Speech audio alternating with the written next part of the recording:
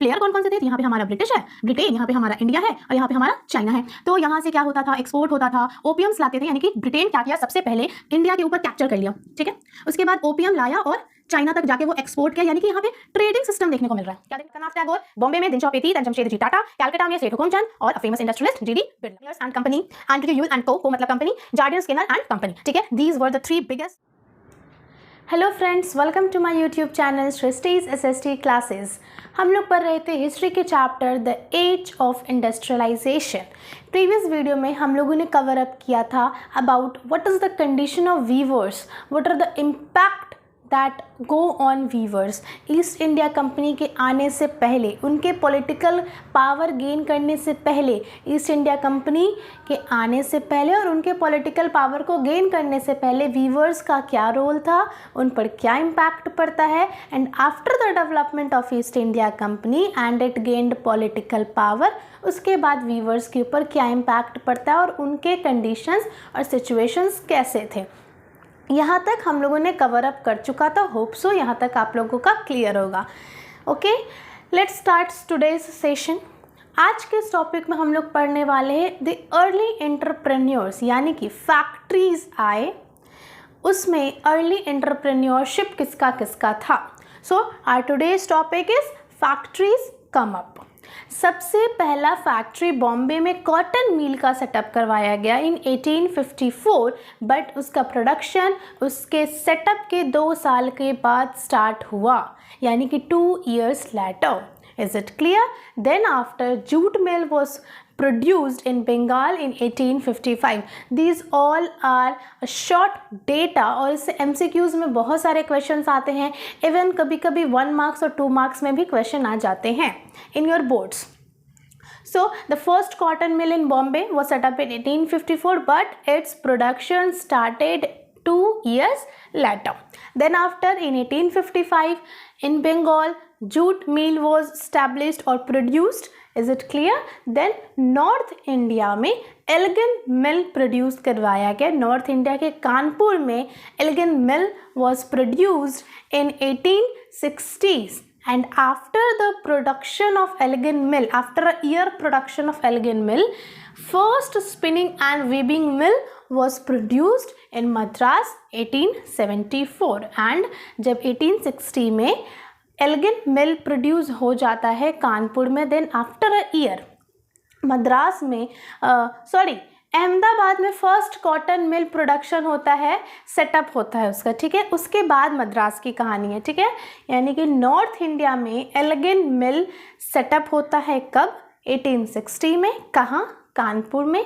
और एल्गिन मिल के सेटअप होने के 1 साल के बाद first cotton mill of Ahmedabad was setup, ठीक है, यानी कि 1861 में।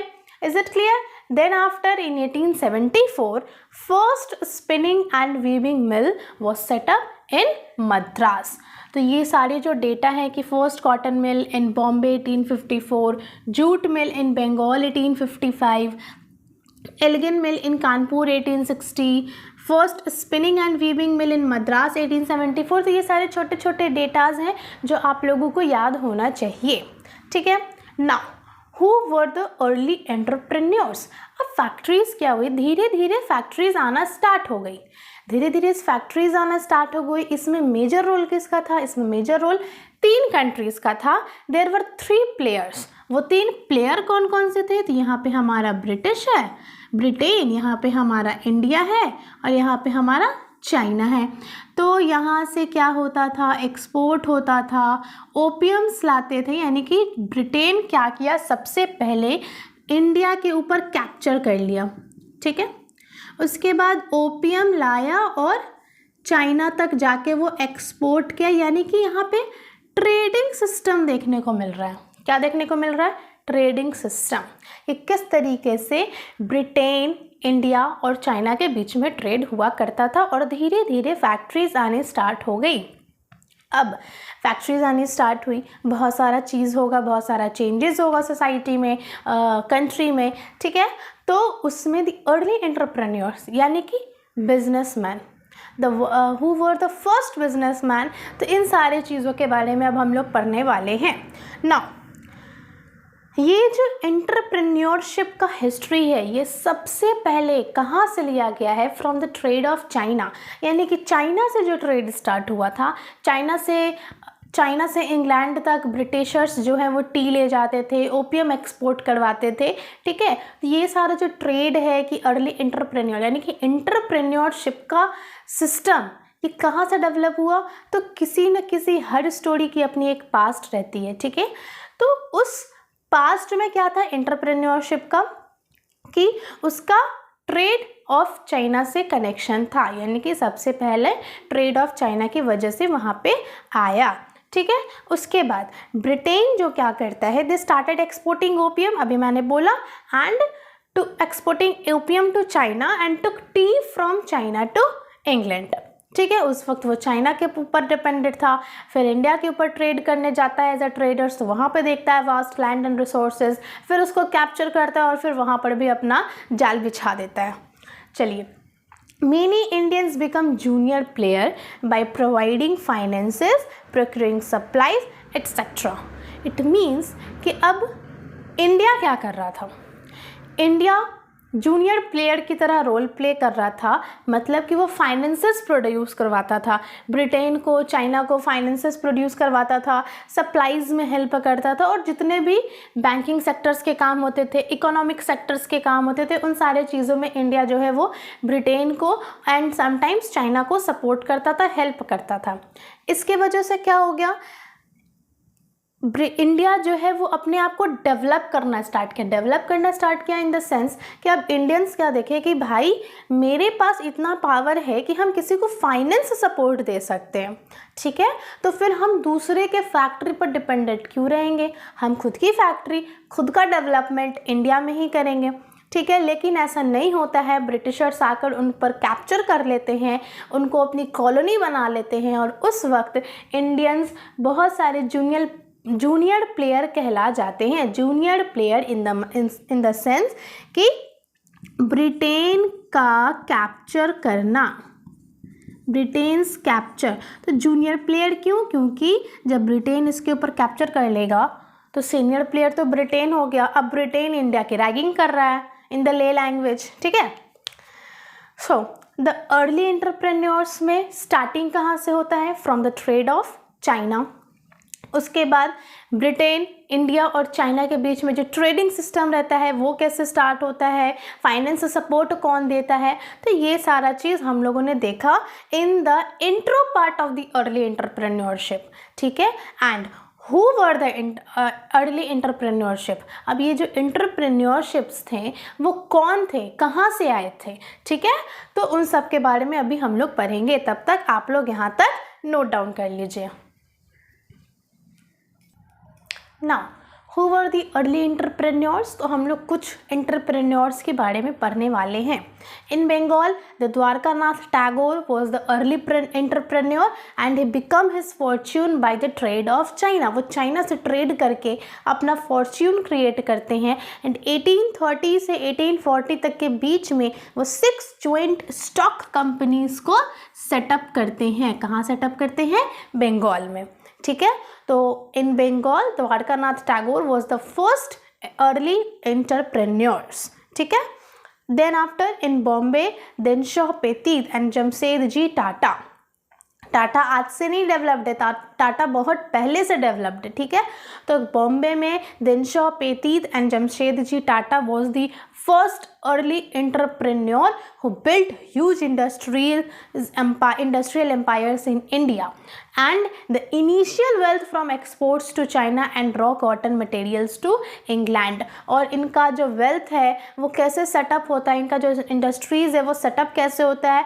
तो सबसे पहला इनिशियल स्टेज क्या होता है, वो चाइना को जो एक्सपोर्ट करते हैं उनके वजह से इनका वेल्थ सेटअप होता है, एंड सेकेंडली रॉ कॉटन को इंग्लैंड में एक्सपोर्ट करते हैं, ठीक है। तो there were two things, exports to China and raw cotton shipments to England, ठीक है।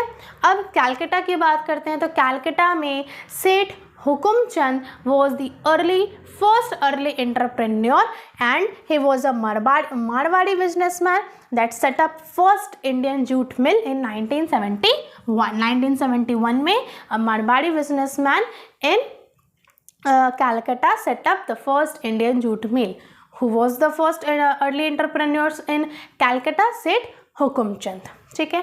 उसके बाद आज के डेट में जो हम लोग देखते हैं अ फेमस इंडस्ट्रियलिस्ट कौन? जीडी बिरला. ठीक है. तो ये जीडी बिरला भी आज ही सेटअप नहीं हुआ. ऐसा नहीं है कि जीडी बिरला उठा और अपनी इंडस्ट्रीज और फैक्ट्रीज और जो भी इंडस्ट्रियल प्रोडक्शन उसका सेटअप किया. इसका भी कहानी इसके पास्ट से जुड़ा हुआ है. इसके फादर एज वेल एज इसके ग्रैंड फादर थे, यानी कि दादा परदादा के ज़माने से इसका इंडस्ट्रीज सेटअप हुआ है. ठीक है. और उसको आज हैंड ओवर कर दिया गया है जीडी बिरला को, और जीडी बिरला उसका देख रेख कर रहा है, उसको और डेवलप कर रहा है. ठीक है. तो जो फेमस इंडस्ट्रियलिस्ट है जीडी बिरला, उसका भी कहानी पास्ट से जुड़ा हुआ है, हिस्ट्री से जुड़ा हुआ है. कौन इंडस्ट्रीज सेटअप किया था? तो the father as well as their grand father. ठीक है. तो इस तरीके से अर्ली इंटरप्रेन्योर्स के बारे में हम लोग देखें कि कहाँ पे कौन से अर्ली इंटरप्रेन्योर्स थे. And basically we are talking about India. ठीक है. तो बंगाल में द्वारकानाथ टैगोर, बॉम्बे में दिनशा पेतीत एंड जमशेदजी टाटा, कलकत्ता में सेठ हुकुमचंद और a famous industrialist GD Birla. Is it clear? यहाँ तक आप लोग नोट डाउन कर लीजिए. उसके आगे हम लोग बढ़ते हैं. और हाँ, अगर आप लोगों को देखना है कि द्वारकानाथ टैगोर, दिनशा पेती, सेठ हुकुमचंद, ये सब का पिक्चर्स देखना है तो वैसे आप लोग भी देख सकते हैं. अगर बुक में नहीं है तो गूगल कर कर देख लीजिएगा, अदरवाइज यहाँ पे लग गया है.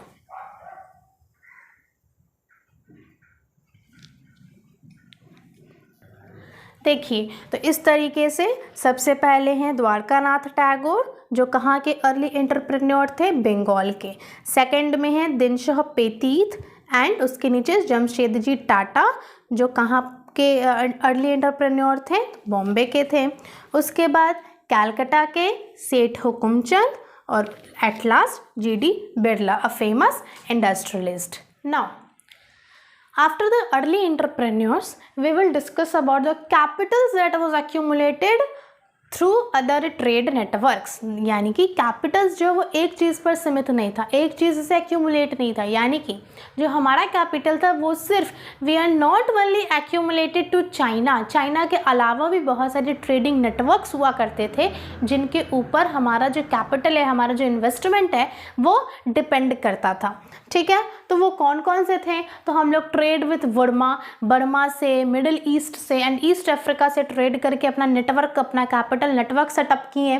देन जितने भी ग्रुप्स बनाए गए थे, industrial groups, they all were operated in India.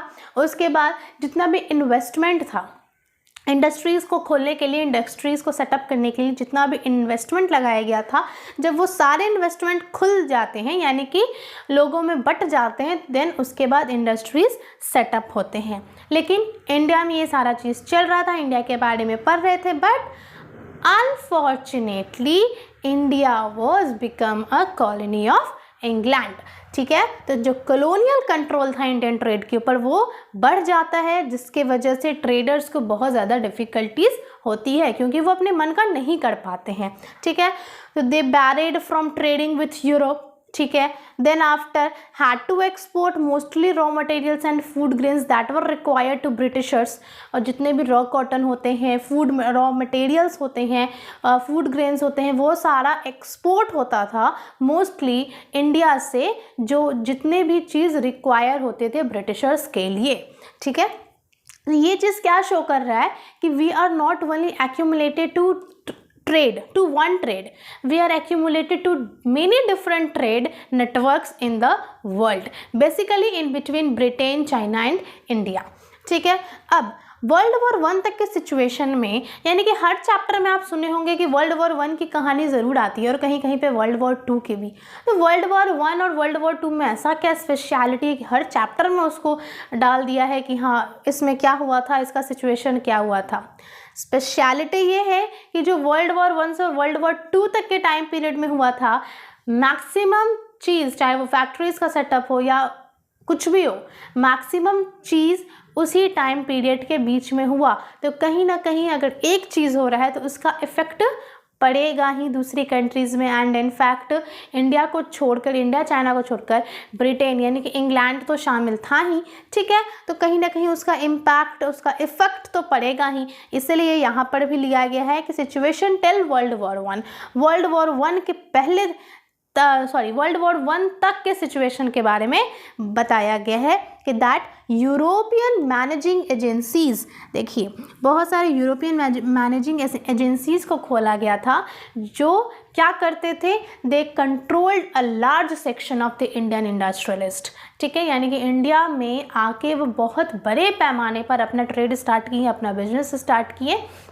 But वो थे कौन? यूरोपियंस थे। वो अपना कॉलोनियल पावर दिखा रहे थे, ठीक है। वो अपना कॉलोनियल पावर, अपना पॉलिटिकल पावर गेन करके आए थे इंडिया में। आए तो थे ट्रेडर्स बन के, ठीक है, आए थे वो इंडिया में ट्रेडर्स बन के, but they control a large section of the Indian industrialist as a businessman, ठीक है। उसके बाद द 3 बिगेस्ट बिजनेसमैन कौन थे? ऐसे तो बहुत सारे थे, बट उनमें से 3 बिगेस्ट कौन थे?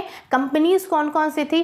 Bird Heiglers and company, Andrew Yule and co मतलब company, Jardine Skinner and company, ठीक है। These were the 3 biggest companies that was controlled by the European managing agencies. What were the 3?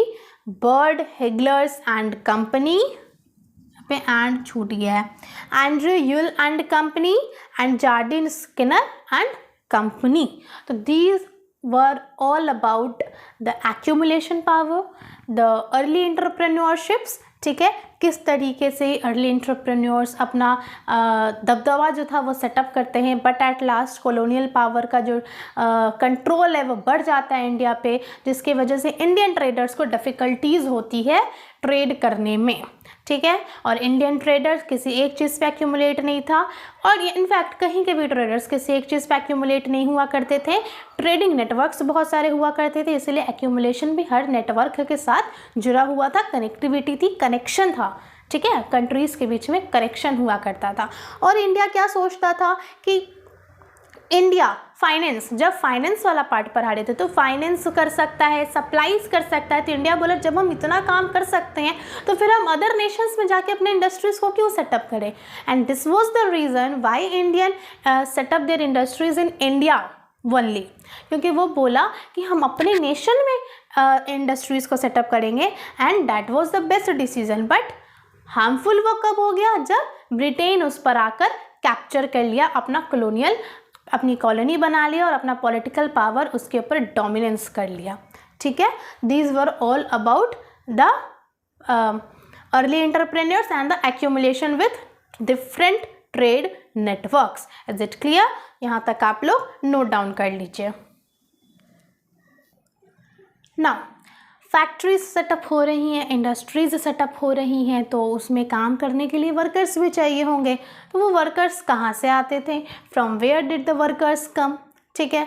तो वो workers कहाँ से आते थे? तो सबसे पहले का जो डेटा था जो हम लोग देख चुके थे, एक बार फिर से चलिए देखते। इंडियन फैक्ट्रीज जब सेटअप हो रही थी, यानी कि 1901 में टोटल 5,84,000 वर्कर्स थे, एंड विदिन 40 to 45 ईयर्स 1946 तक आते आते वो 2 मिलियन वर्कर्स तक पहुंच गया। यानी कि जैसे जैसे फैक्ट्री सेटअप हो रही थी वैसे वैसे वर्कर्स के डिमांड रेज हो रहे थे, हाई हो रहे थे, ठीक है। अब वर्कर्स जो है वो कहाँ से आते थे? They mostly come from the near districts, यानी कि as for example Bombay cotton industries में वर्कर्स कहाँ से आएंगे?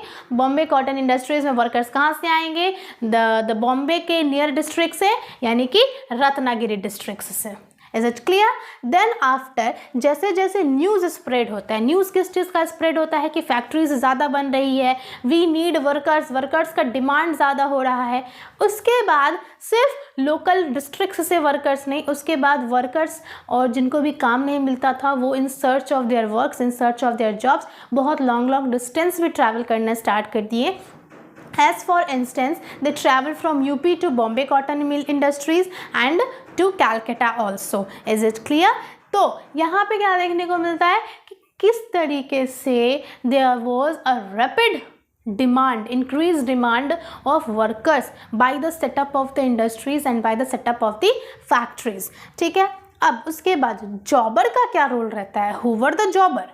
जॉबर कौन होते हैं? यानी कि जितने भी वर्कर्स होते हैं उनको एक लीडर बना दिया जाता है। वो एकदम अच्छे से, आप लोगों के बुक में फ़ोटो दिया हुआ होगा, आप लोग देख लेना, एकदम बड़ी सी मूछ रखने वाले, एकदम दुपट्टा ऐसे ओढ़ के चलने वाले, ठीक है। तो उन लोगों को क्या काम दिया जाता है कि आप वर्कर्स लाइए।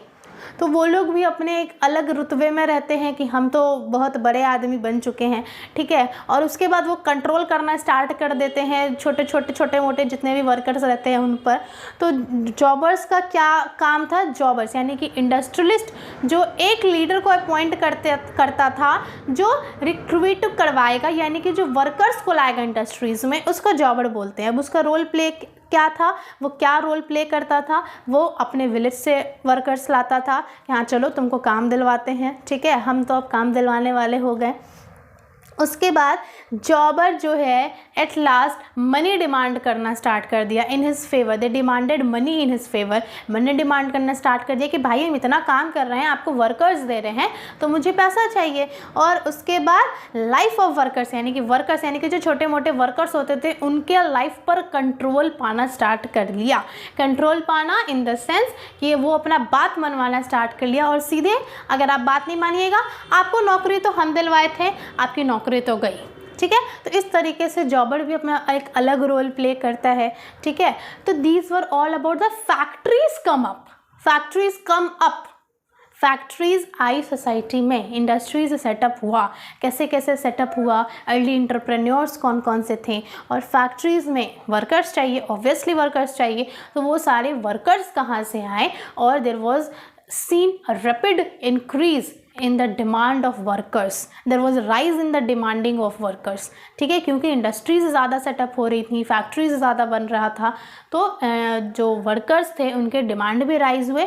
और वर्कर्स जो है मेनली पहले तो नियर डिस्ट्रिक्ट से आते थे, बट जैसे जैसे हाई डिमांड बढ़ने लगा वैसे वैसे workers in search of their work, in search of their job, वो लोग लॉन्ग डिस्टेंस भी ट्रैवल करना स्टार्ट कर दिए। These were all about this topic, factories come up. इस टॉपिक का नोट्स मैं डिस्क्रिप्शन बॉक्स में डाल दूंगी, और 1 से 2 वीडियो में ये आप लोगों का चैप्टर भी ख़त्म हो जाएगा, और ये आप लोगों का चैप्टर भी ख़त्म हो जाएगा, ठीक है। सो कोई भी डाउट हो, कोई भी दिक्कत हो, एंड आई होप सो कि आप लोगों के सारे डाउट्स क्लियर होंगे, बट फिर भी कोई भी डाउट हो, कोई भी दिक्कत हो, तो आप लोग कमेंट बॉक्स में क्वेश्चन पूछ सकते हैं। आज की इस वीडियो में इतना ही। नेक्स्ट वीडियो में मैं मिलती हूँ नेक्स्ट टॉपिक के साथ। Thank you.